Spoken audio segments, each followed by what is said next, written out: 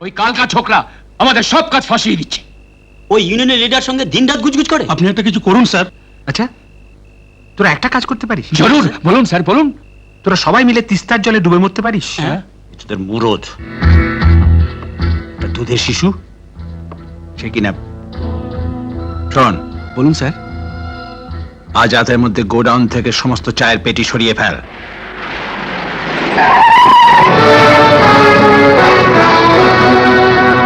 তোমরা মাল নিয়ে কোথায় যাচ্ছ? যাওয়ার মাল পাচার কোথায় করছো? হ্যাঁ, না মাল নিয়ে যাওয়া হচ্ছে। হ্যাঁ, না, বল মাল নিয়ে কোথায় যাচ্ছিস? বল বল মাল নিয়ে কোথায় যাচ্ছিস? কার হুকুমে যাচ্ছিস? চুপ করে থেকো না, জবাব দাও। তুমি মালিকের লোক হয়েও কুলি কামিনদের হয়ে কথা বলো, বস্তিতে বসে ওদের সঙ্গে আড্ডা মারো, ওদের হয়ে আমার স্টাফকে অপমান করো। আমি জানতে চাই অধিকার তোমাকে কে দিয়েছে?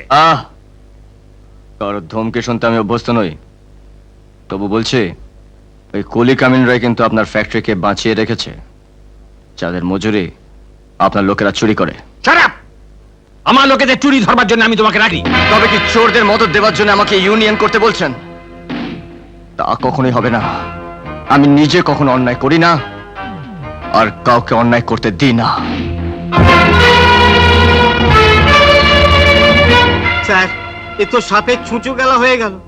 যাকে হিরে বলে দলে ঢোকালেন সে তো কাজ হয়ে গেল। কেন হবে না? তোমরা বাগানের এত শ্রমিক, তোমাদের সঙ্গে ইউনিয়ন লিডার আছে, আইন আছে। না বাবু, এখানে শক্তিতে কাজ হয়, আইনে নয়। রাতে রাতে বস্তি চলে যাবে, মেয়ে বউ হারিয়ে যাবে। কিন্তু আর নয়, আমি কলকাতার সঙ্গে যোগাযোগ করেছি, লেবার কমিশনার আর এক্সাইজ অফিসারদের এখানে আসার জন্য অনুরোধ করেছি। রুদ্রক, স্যার, ওই শ্রমিক দরদি নেতা থাকে কোথায়? নিচে পাহাড়ি বস্তিতে। সঙ্গে গাড়ি আছে? না স্যার। গুড, ওকে গাড়ি করে পৌঁছে দে। অন্ধকার রাস্তা, এত দূর একা একা যাবে বেচারা।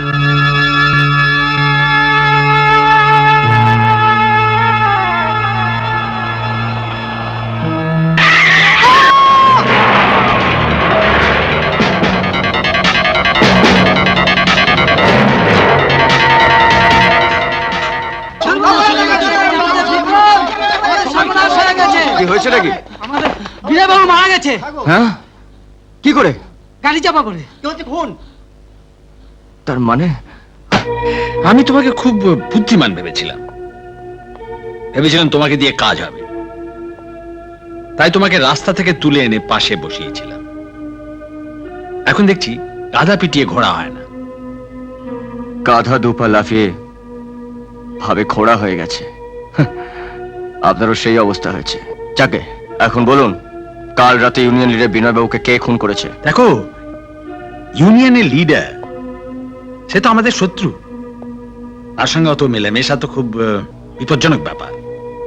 তো শুনলাম সেই ইউনিয়নের লিডার নাকি মাতলামি করতে করতে রাস্তা দিয়ে যাচ্ছিল, এমন সময় একটা গাড়ি এসে ব্যাস। ভুলে যাবেন না, মাতালরা তালে ঠিক থাকে, তারা গাড়ি চাপা পড়ে না, যদি না কেউ ইচ্ছে করে গাড়ি চাপা দেয়। হ্যাঁ হ্যাঁ, এরকম সন্দেহ কারো কারো মনে হচ্ছে যে সে গাড়িটা নাকি তুমিই চালাচ্ছিলে, অর্থাৎ কাজটা তোমার। কে? হ্যাঁ, এটা নাকি তুমি করেছো আমার জন্য। এসব এসব কি বলছেন আপনি?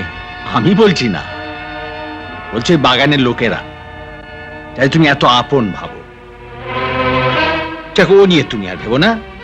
তুমি এখন সিক, হাসপাতালে বেডে আছো, পুলিশকে যা বলার আমি বলে দিয়েছি। না,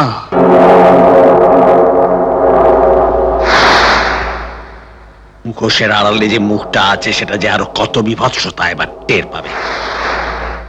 আমি তোমার তিলে তিলে মারবো। আমাকে মেরে আপনি বেঁচে যাবেন ভেবেছেন? আপনার সব গোপন খবর আমার হাতের মুঠোয়। ওই ইউনিয়ন নেতাকে মেরে ওদের আন্দোলন আপনি বন্ধ করতে পারবেন না। আমি লেবার কমিশনের হাতে সব প্রমাণ তুলে দেব, ওদের হয়ে আমি লড়বো। এই গুন্ডাদের আপনি বিক্রম চৌধুরীকে আটকে রাখতে পারবেন না। আমি আপনার সঙ্গে এবি চৌধুরীকে কাঠগড়ে দাঁড় করাবো। আর আমার স্টেটে দাঁড়িয়ে তুমি মাথা তুলে কথা বলছো? এবি চৌধুরীকে তুমি কাঠগোড়ায় দান করাবে? ইউ স্কাউন্ড্রেল, তোমাকে জ্যান্ত কবর দেব। বাহ, ম্যানেজার আর মালিকের কোনো তফাৎ নেই। শরীর খারাপের ভান করে পর্দার আড়ালে থেকে দুজনে মিলে গরিব শ্রমিকদের উপর শোষণ চালিয়ে যাচ্ছেন। কি বলতে চাও? কে তুমি? আপনি কিছুই জানেন না না? আপনার বাগানের শ্রমিক কর্মীরা দিনের পর দিন না খেয়ে থাকে, প্রতিবাদ করলে খুন হয়ে যায়। রাতের অন্ধকারে বস্তির অভুক্ত যুবতীদের তুলে আনা হয় আপনাদের মতন পিশাচদের খিদে মেটাতে। আপনাদের লালসা তো পূর্ণ হয়ে যায়, কিন্তু ওদের ঘরে যে অন্ধকার নেমে আসে তার কখনো খোঁজ নিয়েছেন? সারাদিন হাড় ভাঙা খাটুনির পর আধ বেলা খেতে পায়, অর্ধেক দিন ওদের ঘরে উনুন চলে না, আর যেদিন উনুন চলে না সেদিন ওদের এই পেট চলে।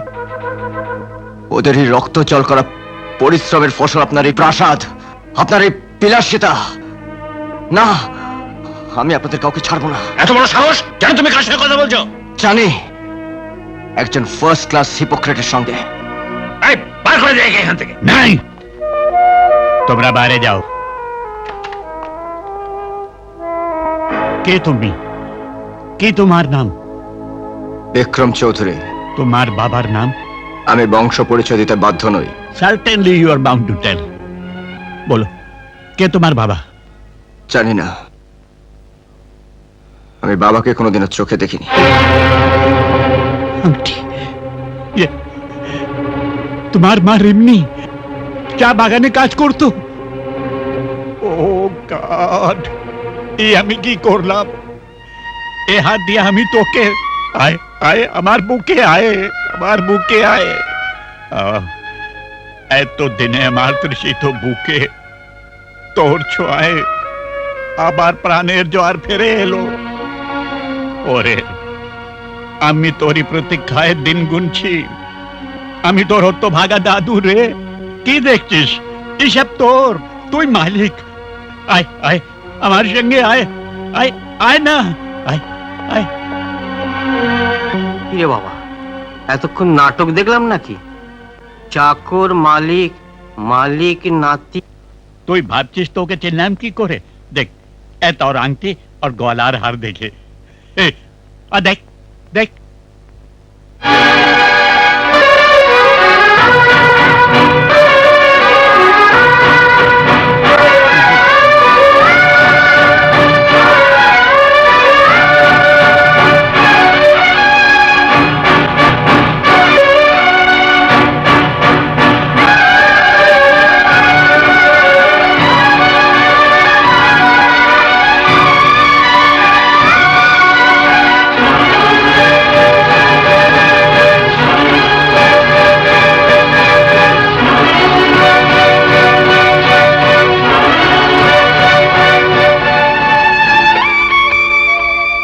তোর বাবা বীর বিক্রম, তোর মা তোকে বাবার পরিচয় দেয়নি, কিন্তু বংশের নামের অংশটুকু রেখেছে।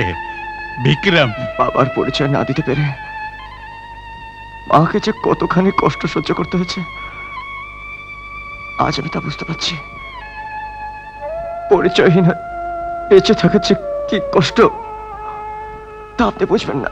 দাদু ভাই, আমাকে ক্ষমা করো। সব থেকে ও যার কিছু নাই, তার দেখে যন্ত্রণা আমার বুকটা চিরলে দেখতে পারবি। আমার বাবার সব স্মৃতি আপনি বুকে করে আগলে রেখেছেন। আমার বাবাকে আপনি খুব ভালোবাসতেন, কিন্তু আমার মা এত বড় ঘরের বউ, তার একটা চিহ্ন নেই। এর জন্য আমি দায়ী। তোর মা খুব ভালো মেয়ে ছিল, বাগানে ওই একমাত্র মেয়ে। কাজে ও গুণে আমার প্রিয় হয়ে উঠেছিল। যখন তখন আমার কাছে সরাসরি প্রতিকার চাইতে আসতো, লেবারদের হয়ে অভিযোগ জানাতে আসতো। চাবুকের ঘায়ে আমি সব আন্দোলনকে বন্ধ করে দিয়েছিলাম। পারিনি শুধু তোর মাকে। আজ থেকে 25 বছর আগে আজও আমার চোখের সামনে ভাস এমন আরো অনেক ভিডিও দেখতে এই চ্যানেলটি সাবস্ক্রাইব করে নিন এবং পাশের বেল আইকনটি প্রেস করে দিন।